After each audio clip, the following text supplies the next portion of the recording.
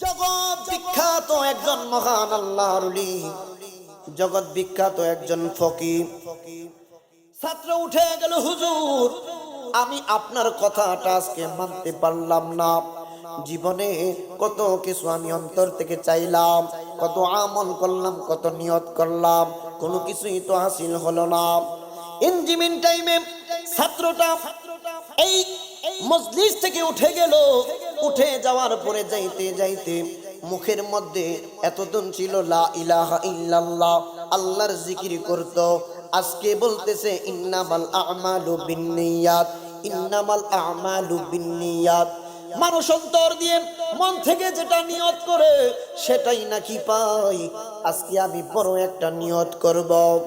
আল্লাহর ওলির ছাত্র ইন্নামাল আমালু বিন্নিয়াত জপতে জপতে জপতে জপতে বাসার দিকে রওনা হয়ে গেল। যাইতে যাইতে যাইতে যাইতে বালুকাময় মাঠ, সামনে পড়লো একজন বড় একজন বাদশা।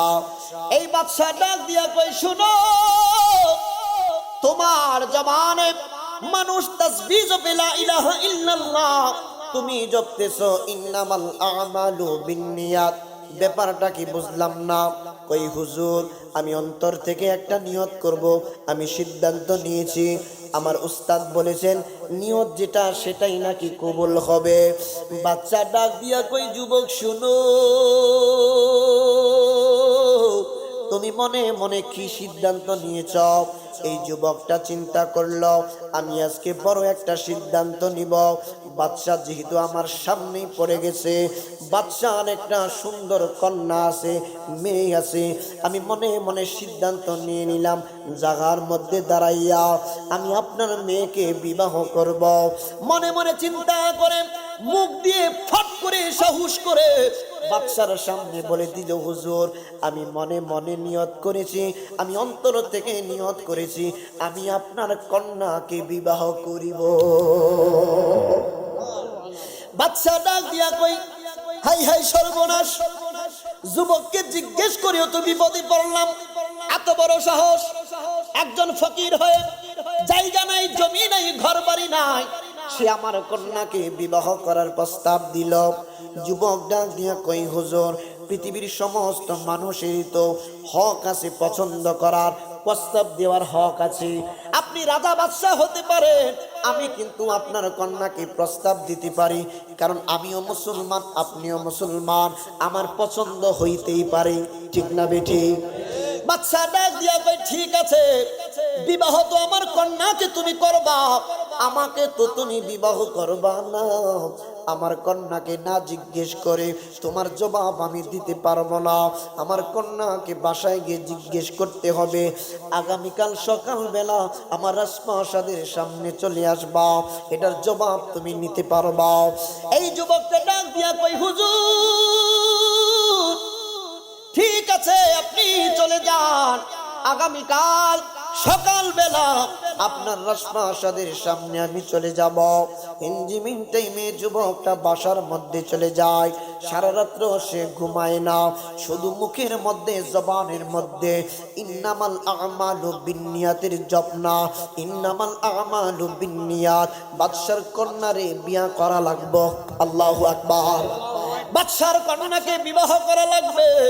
এই যুবকটা সমস্ত রাত্রিবেলা ইন্নামাল আমালু বিন্নিয়াত শুরু হবে। সকালবেলা ফজরের নামাজ আদায় করার পরে কিছু ফর্সা হওয়ার পূর্বেই রাজপ্রাসাদের সামনে গিয়ে দাঁড়িয়ে রইল। বাদশা ফজরের নামাজ আদায় করার পরে, এত বড় একজন বাদশা ফজরের নামাজ আদায় করার পরে যেই মাত্র বারান্দার মধ্যে আসলো, আসার পরে দেখা যায় ফুটফুটে একটা যুবক। এই যে চাঁদনি রাত ফর্সা হয়েছে, সকালবেলা ভোরবেলা, এত ভোরবেলা আমার রাজপ্রাসাদের সামনে কে ঘোরাঘুরি করে। বাচ্চা ডাক দিয়া কই, যুবক শুনো, এত ভোরবেলা তুমি আমার রাজপ্রাসাদের গেটের সামনে কেন পায়চারি করছো? যুবকটা জোরে চিৎকার মেরে ডাক দিয়ে বলতেছে, হুজুর আমি গতকালের সেই যুবকটা, আপনি বলেছেন আপনার কন্যাকে জিজ্ঞেস করবেন, আমি আপনার মেয়েকে বিবাহ করব প্রস্তাব দিয়েছিলাম। বাদশাহ চিন্তায় পড়ে গেলেন, হাই হাই, যুবক কি বেশি পাগল হয়ে গেল নাকি? আমি এমনিতেই বলেছি যুবকটাকে আমার সামনে থেকে তরানোর জন্য। যুবক দেখি সত্যি সত্যি আমার রাজপ্রাসাদের সামনে চলে আসছে। আসার পরে ওই বাদশা ডাক দিয়া কই, যুবক, আমি আমার মেয়েকে এখনো পর্যন্ত জিজ্ঞেস করি নাই, আমার মেয়েটাকে জিজ্ঞেস করে তোমাকে বলছি। বাদশা মেয়ের বেডরুমের মধ্যে চলে গেলেন, যে বলতেছেন, মা, অমুক যুবক পরনের মধ্যে ছেঁড়া জামা কাপড়, যুবকের চেহারা তেমন সুন্দর না, যুবকের বাড়ি ঘরের কোনো ঠিক ঠিকানা নাই, যুবকের সম্পদের কোনো ঠিক ঠিকানা নাই। মা গো, ওই যুবকটা আমার কাছে তোমার জন্য প্রস্তাব দিয়েছে, বিয়ে করবে। এখন আমি তাকে জিজ্ঞেস করেও তো বিপদে পড়লাম। মা গো, এখন তুমি আমার কাছে তুমি মানা করে দাও, যুবকটাকে তুমি বিয়ে করবা না। আমি যুবকটাকে গিয়ে বলে দিব আমার মেয়ে তোমাকে বিয়ে করবে না, মানা করে দিছে। কন্যা ডাক দিয়া কয়, বাবা, আপনি সিংহাসনের মধ্যে যখন বসে যান, রাজ দরবারের বিচার কিভাবে পরিচালনা করেন? বাবাই ডাক দিয়া বললেন, মা, কি বলবা তুমি, বুঝাইতে যাচ্ছ কি? মেয়েটা ডাক দিয়া কই, বাবা, তুমি যখন বিচার কার্য পরিচালনা করো, বিচারের রায় যখন তুমি দাও, বিচার কার্য পরিচালনা করার সময় তুমি জাস্টিফাই করে নাও। এই যুবক সম্পর্কে তো আমি আসলে কোনো কিছুই জানি না, যুবকটা কালো নাকি ধলো আমি কিছুই জানি না, না জেনে না বুঝে শুধু তোমার উপরে ডিপেন্ড করে আমি যুবকের প্রস্তাব ফিরিয়ে দিতে পারি না। একবার জোরে বলা যাবে কি আল্লাহু আকবার? বাদশা ডাক দিয়া কই, সর্বনাশ, আমার মেয়েকে জিজ্ঞেস করেও তো বড় বিপদে পড়লাম। আমার মেয়েকে যদি জিজ্ঞেস না করতাম, হয়তো বাবার চমৎকার হয়তো যুবকটাকে ফিরিয়ে দিতাম। ইঞ্জিমিন টাইমে পর্দার আড়াল থেকে যুবকটাকে সুযোগ দেওয়া হলো কথা বলার জন্য। যুবক আইসা সালাম দেয়, সালাম বিনিময় করার পরে এই যুবকটা ডাক দিয়া বললেন, বনগ, আমি নিয়ত করেছি আমি তোমাকে বিবাহ করিব, আমি তোমাকে যেভাবে হোক বিবাহ করিব। এই মেয়েটা ডাক দিয়া কই, যুবক শুনো, আমি একজন রাজার কন্যা, বাদশার কন্যা, তুমি একজন ফকির, তুমি একজন সাধারণ যুবক, তুমি কিভাবে প্রস্তাব কানি দিলা? আবার মুহূর্তের মধ্যে রাজার কন্যা, বাদশার কন্যা, তিনিও ধর্মীয় একজন মানুষ ছিলেন, নেককার একজন মেয়ে ছিলেন, মহিলা ছিলেন। ওই নেককার বাদশার কন্যা বড় একটা বুদ্ধি করলো, বড় একটা বুদ্ধি করে বলল, যুবক, আমাকে বিবাহ করবা, তোমার রাইটনেস আছে, তুমি প্রস্তাব দিতেই পারো, প্রস্তাব দেওয়া কোনো অপরাধের বিষয় না, ঠিক না বেঠি? প্রস্তাব তো তুমি দিতেই পারো, কিন্তু আমাকে যদি তুমি বিবাহ করতে হয় তাইলে বেশি না, মাত্র একটা শর্ত আদায় করতে হবে। যুবক ডাক দিয়া কই, বোন, আমি তোমাকে বিবাহ করার জন্য আমি সকল প্রস্তাব, সকল শর্ত সমূহ আমি মানতে রাজি আছি। সুবহানাল্লাহ। বাদশার কন্যা ডাক দিয়া কই, যুবক, আমাকে যদি বিবাহ করতে হয়, আমাকে যদি বিয়ে করতে হয়, আমার দাদা যখন দুনিয়ার জমিনের মধ্যে বিচরণ করত, আমার দাদা অর্থাৎ আমার বাবার বাবা, তিনি লোহিত সাগরের মধ্যে জাহাজের মধ্যে আরোহিত অবস্থায় ছিলেন। তিনি যখন সফর করতেছিলেন, জোহরে নামাজের সময় যে মাত্র হয়ে গিয়েছিল, আল্লাহর ওলি আমার দাদা, উনি নামাজ আদায় করার জন্য আল্লাহর কুদরতি কদমে সিজদা দেওয়ার জন্য ওযু বানাইতেছিলেন, ওযু করতেছিলেন। ওযু করতে যাইয়া আল্লাহর ওলির ডান হাত মুবারকের মধ্যে বাদশাহী সিল মোহরকৃত একটা আংটি মুবারক ছিল। সুবহানাল্লাহ। সিল মোহরকৃত একটা আংটি মুবারক ছিল। ওই আংটিটা ওযু করতে যাইয়া এই লোহিত সাগরের মাঝ বরাবর পড়ে গেছে। আংটিটার খুঁজে পাওয়া যায় নাই, আংটিটা আনা অত সম্ভব না।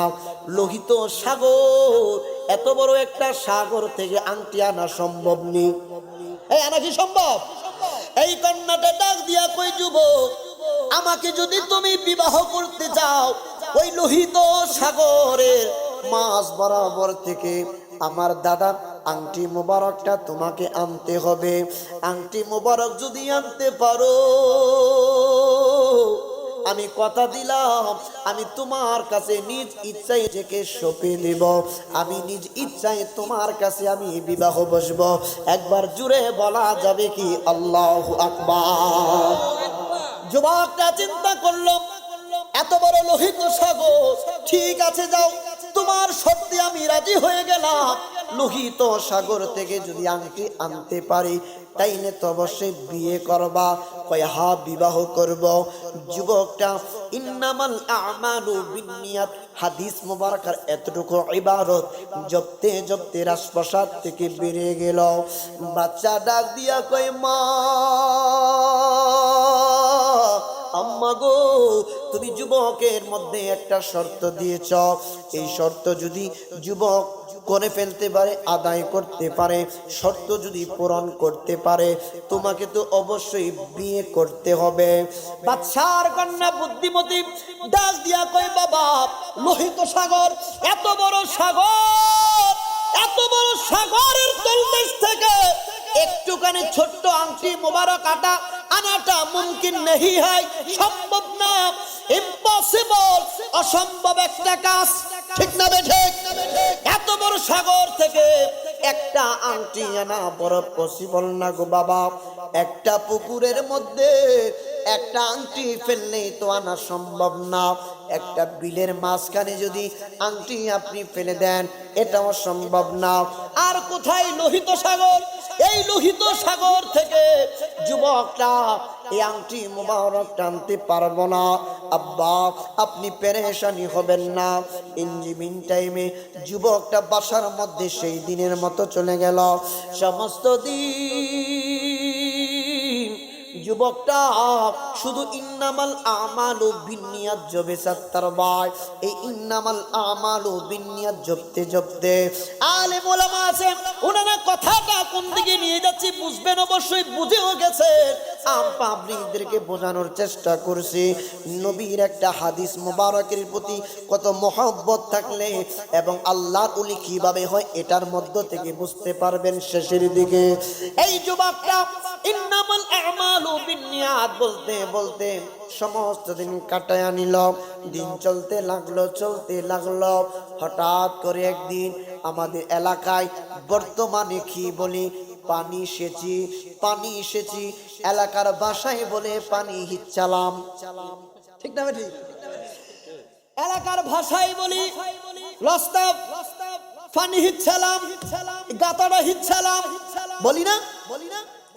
পানি সেচন ব্যবস্থা দেওয়ার জন্য, পানি সেচার জন্য আমাদের এলাকায় বিভিন্ন টিনের ব্যবহার হয়, বিভিন্ন বুল না, বিভিন্ন বুল ব্যবহার করি, থালা বাসন নিয়ে অনেক সময় পানি সেচি।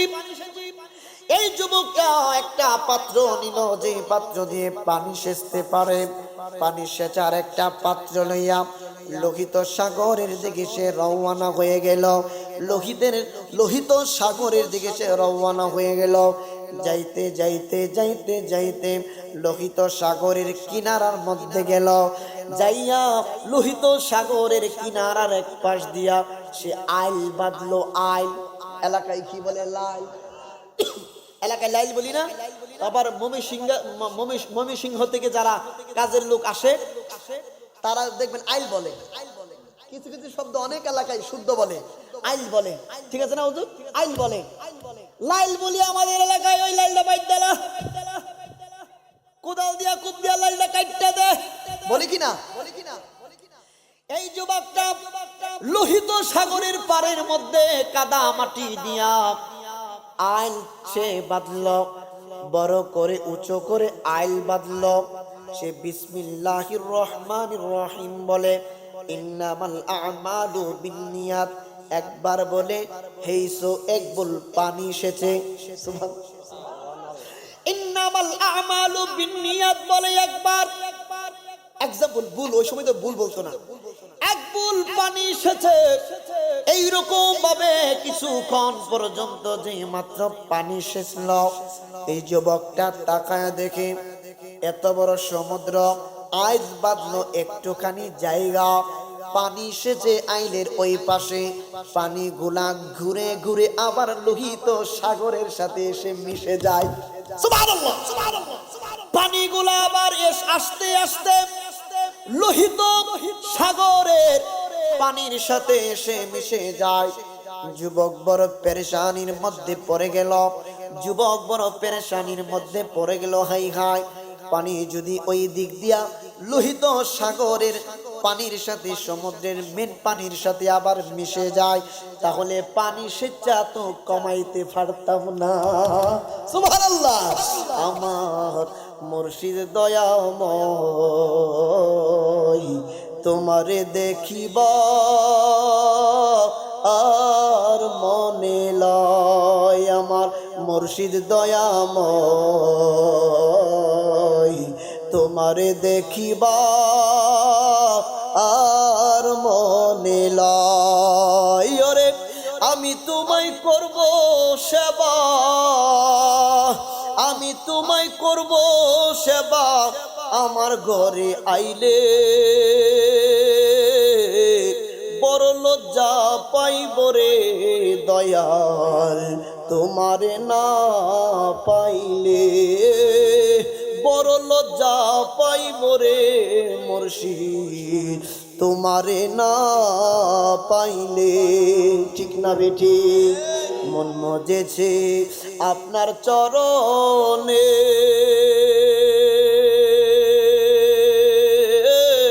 গুলাম মাওলা আমি তোমায় ভালোবাসি,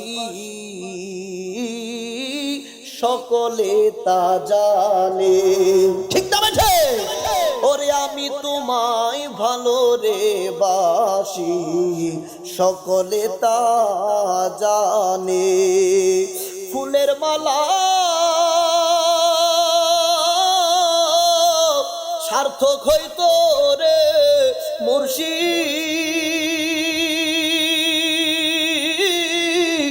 নিজের হাতে তোমারে পরাইলে মুর্শিদ, ফুলের মালা সার্থক হইতো নিজের হাতে পরাইলে গো দয়াল, তোমারে না পাইলে। ঠিক না বেঠি? এতক্ষণ পর একটা শান কইছি, কেরা জানেন?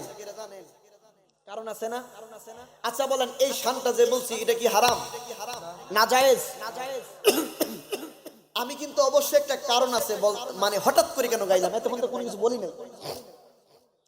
উদ্দেশ্য হচ্ছে প্রত্যেকটা মানুষ জানুক, বুঝুক কোনটা শান কোনটা গান। ঠিক না বেঠি? আমি যদি দুল তবলা বাজায়া, হারমোনিয়াম বাজাই ইত্যাদি, তবলা মবলা ইত্যাদি বাজায়া, যন্ত্র বাজায়া কইতাম, তাহলে বুঝতাম এটা গান। যেহেতু এখানে যন্ত্রের কোনো কিছুরই নাই, আল্লাহর ওলিদের শানে কতগুলো বাক্য, এই কথাগুলা সুরের আলোকে একটু মজা করে বললাম।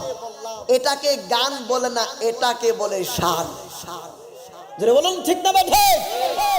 এটাকে গান বলে না, এটাকে বলে শান। আল্লাহর ওলিদের পক্ষে যারা শান গায় বুঝবেন, আল্লাহর ওলিদের পক্ষে শান গাইলে আপনার আমার জীবনের সগীরা গুনাহ মাফ হতে থাকে। আর জোরে বলুন না সুবহানাল্লাহ। ইমাম যাহাবীর মতো লোক, এত বড় পণ্ডিত, যিনি আসমাউর রিজালের উপরে অনেক কিতাব লিখেছেন, তিনি তারিখুল ইসলামের মধ্যে স্পষ্ট ভাবে উল্লেখ করেছেন, যিকরুল আম্বিয়া মিনাল ইবাদাহ ওয়া যিকরুস সালিহিন মিনাল কাফারা। সুবহানাল্লাহ। নবীগণের আলোচনা জিকির করলে শান বললে হয় ইবাদত, আর অলিগণের সম্মান বললে জীবনের সগীরা গুনাহ মাফ হয়ে যায়। আর আস্তে কই না সুবহানাল্লাহ।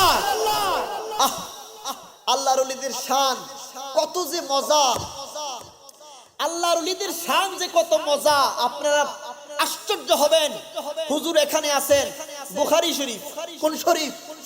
বুখারী শরীফ, কিতাবুত তাওহীদ, ইবনে মাজাহ, সুনান আবি দাউদ শরীফ আর অন্যান্য হাদিসের কিতাব আছে।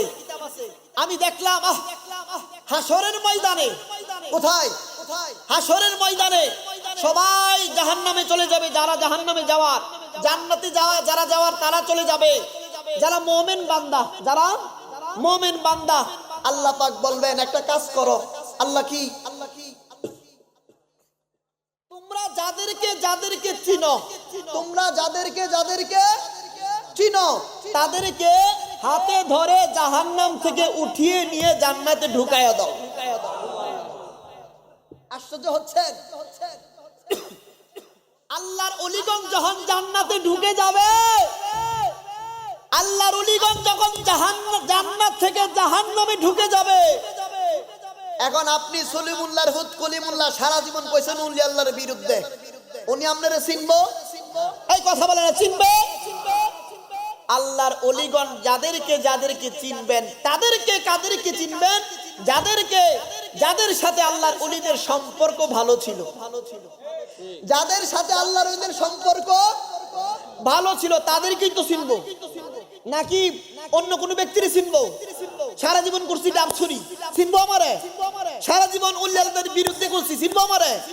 আল্লাহর ওলিগণ যাদেরকে মনোনীত করে জাহান্নাম থেকে উঠিয়ে নিয়ে আসবেন, তাদেরকে নিয়ে আল্লাহর ওলিগণ জান্নাতে প্রবেশ করবেন। আল্লাহর ওলিগণ বলবেন, আল্লাহ এরা আমাদের সাথে নামাজ পড়তো। কি পড়তো? নামাজ পড়ে। বুখারীর মধ্যে এমন একটা আছে, তারা আমাদের সাথে নামাজ পড়তো, তারা আমাদের সাথে রোজা রাখতো, তারা আমাদের সাথে নেক কাজ করতো, তাদেরকে আমরা এদেরকে আমরা চিনি। আল্লাহ বলবেন তাদেরকে নিয়ে তোমরা জান্নাতে যাও। তাহলে আল্লাহর ওলিদের সাথে সম্পর্ক রাখলে লাভ না লস? এই কথা বলেন, লাভ না লস? আল্লাহর ওলিদের সাথে বা ওনাদের সংস্পর্শে থাকলে কি লাভ দেখেন? আমরা যেমন একজন ভাই অপর ভাইয়ের সাথে জিহাদ করি, যুদ্ধ করি, তর্ক বিতর্ক করি, মন মালিন্য হয়, কিয়ামতে হাসরের ময়দানে আল্লাহর ওলিগণ আল্লাহর সাথে কি করবেন? মুহাব্বতের জিহাদ করবেন, তর্ক বিতর্ক করবেন মুহাব্বতের। আল্লাহর ওলিগণ আল্লাহর কাছ থেকে যেভাবেই হোক ওনাদের মুরিদদেরকে, খাস মুরিদদেরকে জাহান্নাম থেকে বের করে আল্লাহর জান্নাতে পৌঁছিয়ে দিবেন।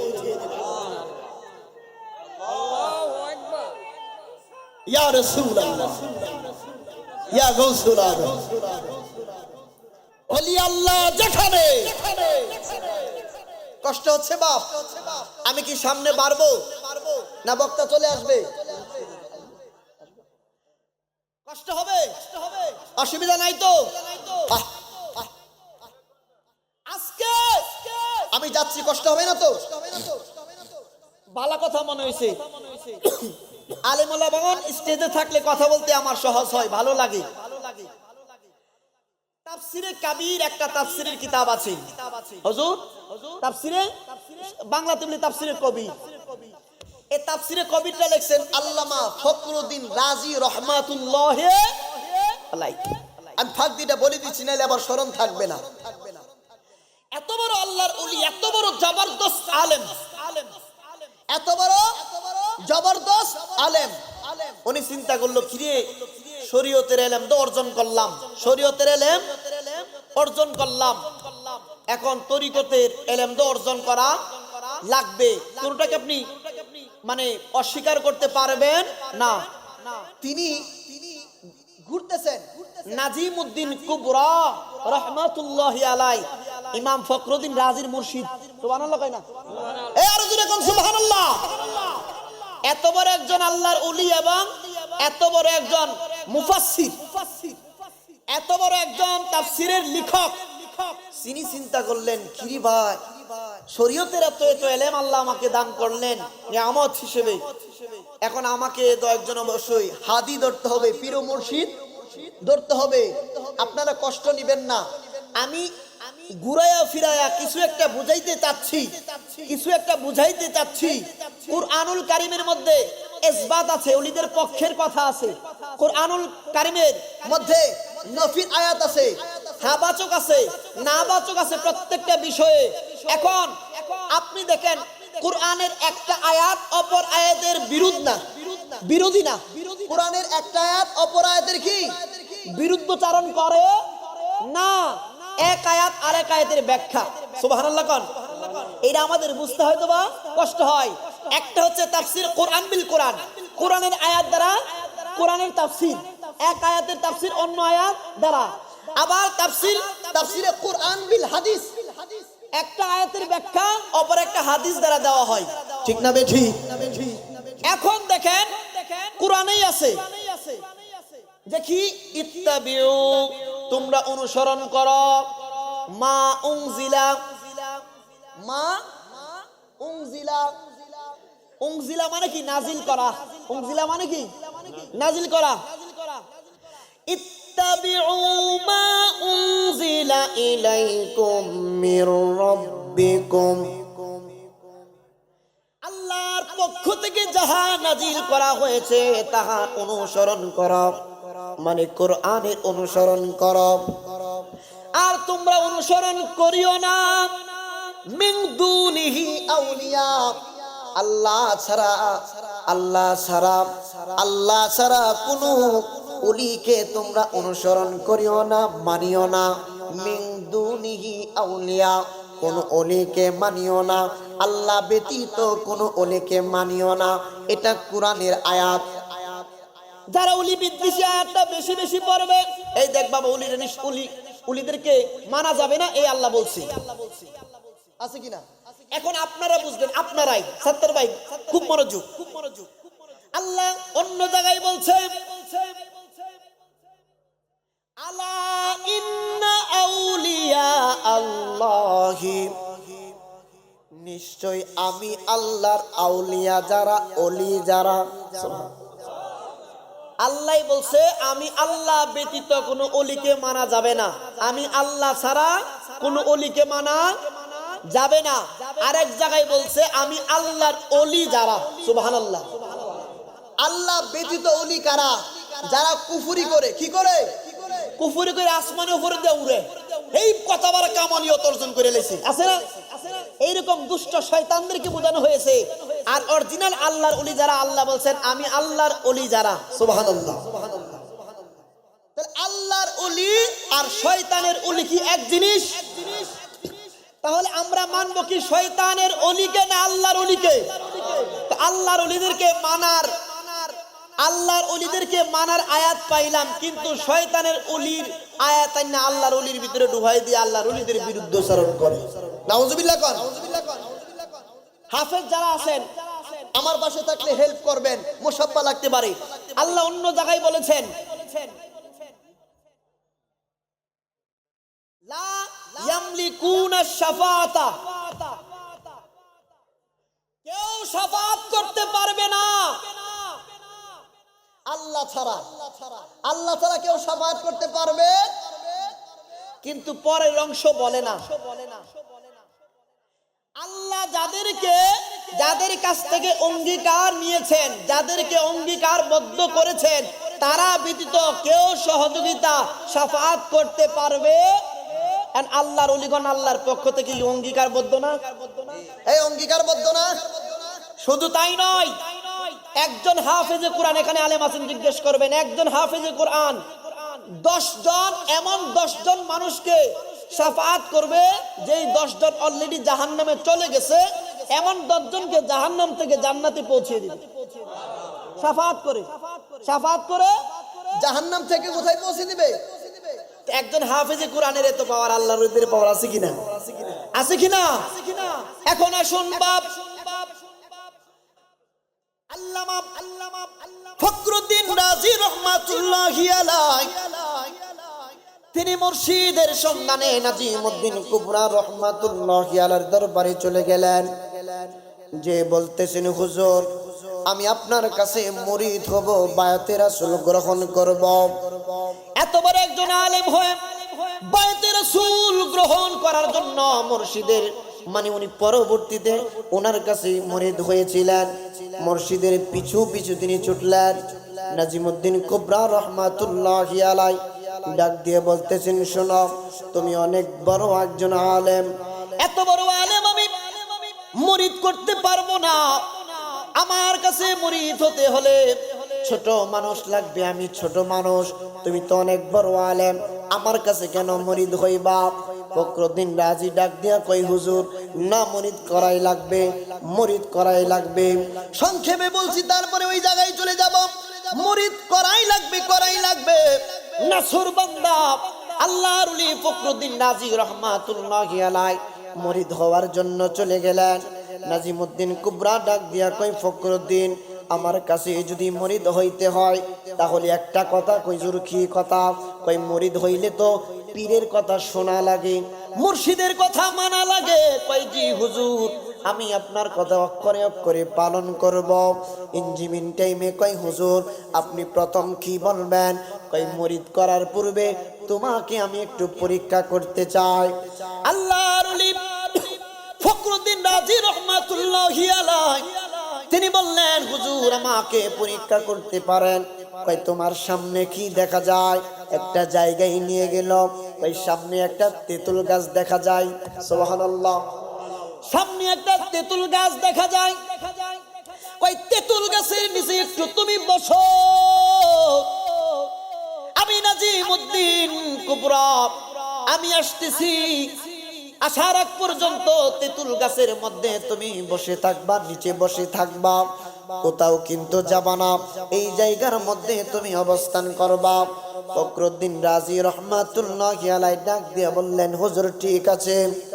নাজিমউদ্দিন কুবরা চলে গেলেন। যাওয়ার পরে একদিন, দুই দিন, এক সপ্তাহ, এক মাস, 2 মাস, 3 মাস, 1 বছর, 2 বছর চলে যায়। যাইতে যাইতে যাইতে যাইতে 12 বছর কেটে গেল। 12 বছর পরে এসে দেখে ফখরুদ্দিন রাজি তেঁতুল গাছের নিচেই বসে আছে।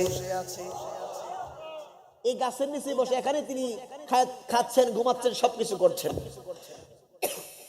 12 বছর কাটার পরে নাজিমউদ্দিন কুবরা রহমাতুল্লাহি আলাই তিনি ডাক দিয়ে বললেন, বাবা ফখরুদ্দিন, তুমি আসনি? বাবা, হুজুর আমি আসি।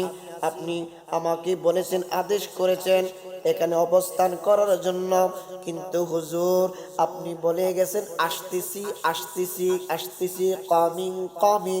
আপনি 1 দিন, 2 দিন, 3 দিন নয়, 12টা বছর কেটে গেল।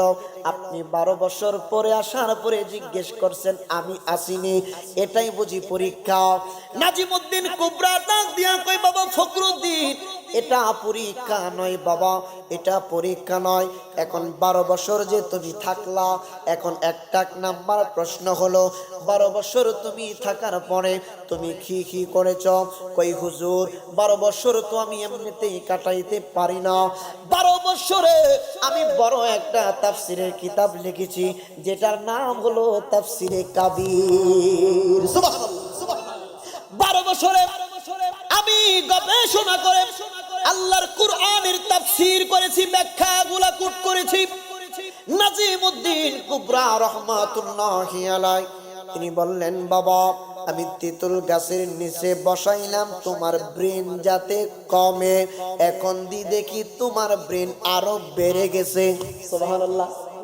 তেঁতুল গাছের নিচে বসাইলাম, এক জায়গার মধ্যে বেশি বেশি পরিমাণ থাকার কারণে তোমার মনটা একঘেয়েমি একটা মন রূপান্তরিত হবে।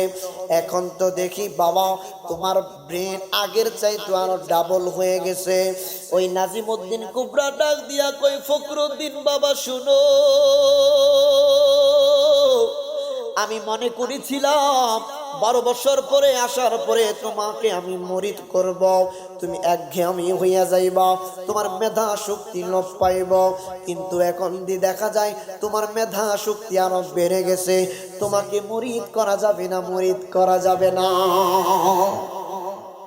ফখরুদ্দিন রাজি ডাক দিয়া কই, হুজুর আপনার কথা তো আমি রাখলাম, আমাকে মুরিদ করবেন না কেন? অবশ্যই করবেন, অবশ্যই করবেন। হুজুর আমাকে মুরিদ করাই লাগবে। কয় না না না, আমাকে মুরিদ করাই লাগবে। কয় না, করতে পারবো না, পিছু ছাড়বো না আপনার। বাড়ির মধ্যে চলে গেলেন, বিদায় নিয়ে আসলেন, হুজুরের খানকার সামনে চলে আসলেন। আসার পরে দেখেন হুজুরের আল্লাহর ওলির দরবারের সামনে কিছু লোক মাটি দিয়া ঢিলা বানাই। ঢিলা, সুবহানাল্লাহ কোন, মাটি দিয়ে আগে ঢিলা। জি অবশ্যই শেষ করব, অবশ্যই শেষ করব। জি আঙ্কেল একটু সময় দিবেন, অবশ্যই আমি শেষ করে যাব। অবশ্যই ওনার কথাটা আমি, ওনার দাবির পক্ষে আমি। একটা বিষয়, জি জি জি জি আমি শেষ করছি, বসেন বসেন। অবশ্যই না না, দেখেন আমাদের পরিবেশ অনুযায়ী আলোচনা এদিকে নিতে হয়। আমি শ্রদ্ধা, ওনার প্রতি আমি শ্রদ্ধার সহিত কথাটা আমি অ্যাকসেপ্ট করলাম, কারণ একটা বিষয় আলোচনা তুললে এটা শেষ না করলে এটা আগামাতে বোঝা যায় না। এটা আমি শ্রদ্ধার সহিত নিলাম, উনি আমার মুরব্বী হিসেবে। আপনাদের কোনো অসুবিধা আছে? হ্যাঁ কোনো অসুবিধা আছে? হুজুর আসতে থাকুক, আসতে হুজুর আসতে থাকুক। আচ্ছা দেখেন, পানি শেষতেছে। কোথায় ছিলাম? পানি শেষতেছে। আঙ্কেল আমি কথাটা বলি নেই, ওনার দ্বারা কথাটা আমরা অনেকে জানতে পারবো। ওনাকে অসংখ্য মোবারকবাদ জানাচ্ছি। আম পাবলিক আঙ্কেল এমন দুষ্টর দুষ্ট, চালাকের চালাক, যে হুজুর এমন কিছু না বলো, মানে এমন কিছু একটা যদি না বলি পাবলিক সব আস্তে আস্তে উঠে দেবো।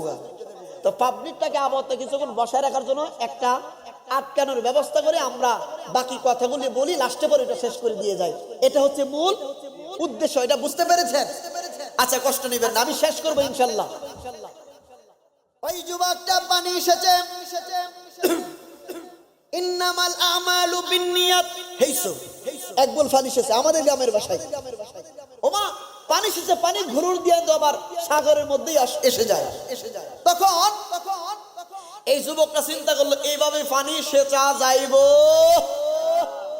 আর বড় করে আইল বানছে, উঁচা করে বান্দিন অনেক সময় পানি ছিটতে লাগা, আবার বানছে পানি পড়তে পড়তে উঁচা হইতে হইতে হইতে হইতে আপনার উপর দিয়ে পানি ছড়ছে। কাদা মাটি তো, এটা তো মানে ভিজা, এটা বেশি পানি পরিমাণ পানি হলে তো এটা আইলগুলো ভেঙে যায়। যুবকটা পানি সেচতে সেচতে যখন আইল পর্যন্ত সমান সমান হয়ে গেল, আইলটা ভাঙা শুরু করলো, পানিগুলো আবার লোহিত সাগরের সাথে মিশে গেছে। একদিন, দুই দিন, 3 দিন, 4 দিন, 5 দিন, 6 দিন চলে গেল। 6 দিন যাওয়ার পরে 6 দিন পর্যন্ত অনাহার, শুধু মুখের মধ্যে ইন্নামাল আমালু বিন্নিয়াত জপতে জপতে যুবকটা পানি সেচতে সেচতে ক্ষুধার তাড়নায় যুবকের হাত পা চলে না, জিহ্বা শুকিয়ে গেছে। পানি খাবো না, সাগরের পানিও খাবো না, যতক্ষণ পর্যন্ত আমি আংটিটা খুঁজে না পাই। কারণ যুবকের অন্তরে বিশ্বাস এসে গেছে, নবীজির হাদিস যদি সত্য হয় তাহলে অবশ্যই আমি অন্তর থেকে যদি নিয়ত করে থাকি, আল্লাহ পাক আমাকে একটা না একটা ব্যবস্থা করে দিবেন। সুবহানাল্লাহ, সুবহানাল্লাহ। যুবকটা নারে তাকবীর, নারে রিসালাত,